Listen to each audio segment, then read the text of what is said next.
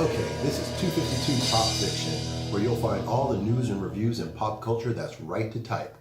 Today's top story, Netflix has managed to attract top film executives from 20th Century Fox and from Disney, as well as top film directors including Martin Scorsese, the Coen brothers, and Michael Bay.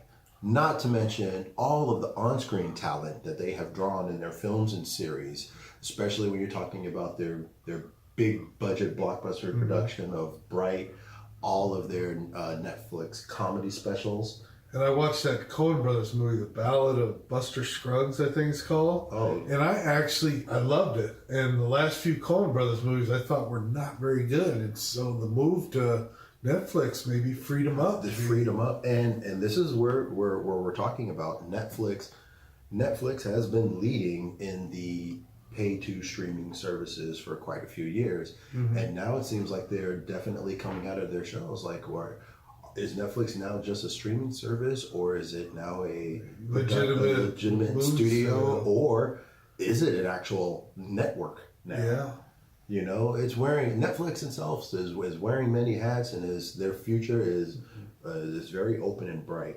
Well, I love the movie Bright. I love the... You did? Did you love Bright? Yes. Oh my God. I love Bright. And if Ralphie was here right now, Ralphie had a 96-page manifesto about how bad Bright was. And I was like, man, Bright was good. Bright was good. I only had one complaint. I thought it was a little too predictable. Well, that was it. Yeah. Other than that, I thought it was very entertaining. And I'm very happy and eager to see Bright 2. Yeah. Next story. Too. 2 months plus a day after Netflix and Marvel pulled the plug on a widely expected third season of Luke Cage, creator Chio Hodari Coker has found a new long-term home with Amazon Studios. And Amazon Studios, again, like we were just talking before, about they got their shows like Jack Ryan, what is it? The Man in the High Castle, Sneaky Pete, Goliath. To be honest, I haven't watched any of their original material. Oh, it's really good. If I'm not mistaken, I believe Casey Affleck won an Academy Award for Manchester by the Sea, which was an Amazon original movie that they put out. And it's just Amazon is they're coming up like right behind Netflix, with their original stories, content. Movies, television shows, programming, and you can get a lot. You can get a lot off Amazon Prime. Well, competing with Netflix, that's a tall mountain to climb. Well, I mean, they came out first. They did it first, so they definitely have their foot on the proverbial gas pedal. But the way this is all streaming out, I've said it once, I said it 1,000 times. If I could just have one service where I can get all of these streaming services, matter of fact, I want to say, I think I just realized that on my cable provider, I can access Netflix, Amazon Prime, YouTube, just on my cable box. Oh, well, I got rid of my cable box. That's all I watch is streaming services now. And I'm wondering if I'm doing a double payment. I feel like I'm doing a double payment, but whatever, I can still get things done the way they get done. So. Oh, right. And the review for this week, Spider-Man Into the Spider-Verse. Spectacular, spellbinding, and amazing. Brooklyn teenager Miles Morales suddenly develops mysterious powers that transform him into the one and only Spider-Man. When he meets Peter Parker, he soon realizes that there are many others who share his special high-flying talent. Miles must now use his newfound skill to battle the evil Kingpin, a hulking madman who can open portals to other universes and pull different versions of Spider-Man into our world. And these other versions include Spider-Man War, Spider-Ham, Spider-Gwen, and there was that the anime one. I can't remember their name right now, but it's the robot. I actually felt like and this is high praise. Mm-hmm. It's high praise because it is an animated movie, but I felt I got a lot of emotion from it. Mm-hmm. I really enjoyed it.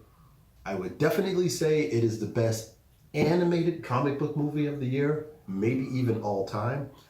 And that's I mean, and that's high praise, you know, especially Well, when you considering what Marvel's been doing with animation, they not quite they have at not a quite. DC level. Yeah, well, you know what?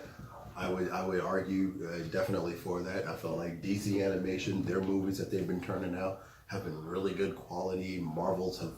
Has been lacking, but this one in the Marvel, it was Marvel Studios in association with Sony.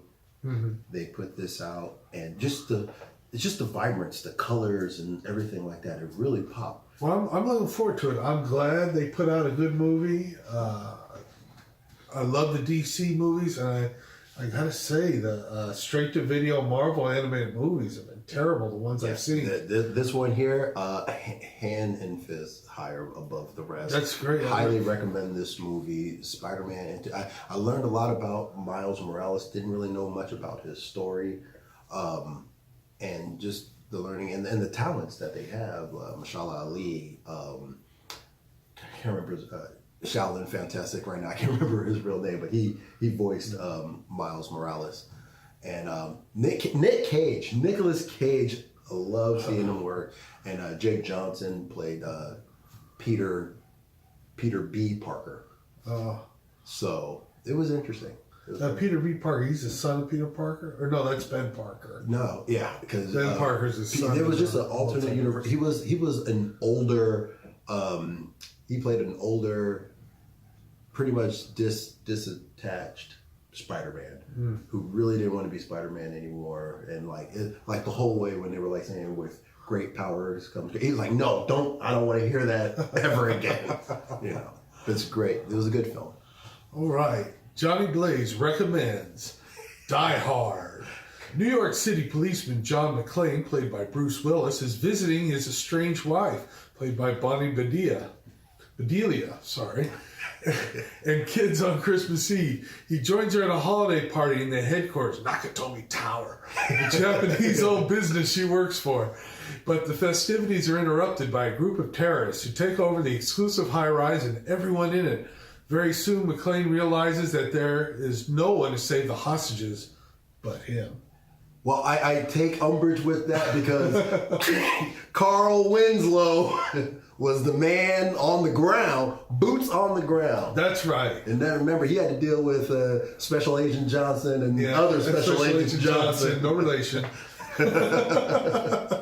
Yeah, he was he was moral support. Yeah. And don't forget, I mean, spoiler at the very end, if you haven't seen Die Hard, you might want to hit pause or mute, because at the very end, Carl Winslow pulls out his revolver, his police issue, a gun he hadn't fired. Yes, that's right. He said he never fired it. And saved John McClane's life when he was holding Holly, because the other guy had a blanket on. It was crazy. All right. But love Die Hard. Yeah, I love Die Hard. And Die Hard Mofo is officially a Christmas movie. So this Christmas, make sure you watch Die Hard. And Die Hard 2, because that's also a Christmas movie. Yeah. One of the greatest coincidences ever to happen. One of the greatest coincidences ever to happen. Die Hard 2. After Die Hard 3, things start getting crazy for John McClane. He turns into a superhero. But the first two movies, he's just a cop doing his cop thing. With no shoes. Can't have the shoes. Shoots in Finster. How can the same thing happen to the same man twice? I'm Coolwater Kurt. That's my story, and I'm sticking to it. We'd also like to hear what you think. Leave us a comment down below and let your opinion be heard.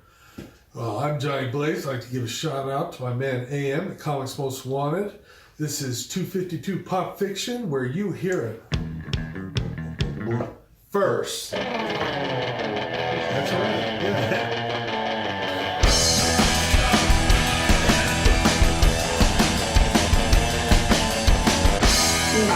Daughter, pull yourself together.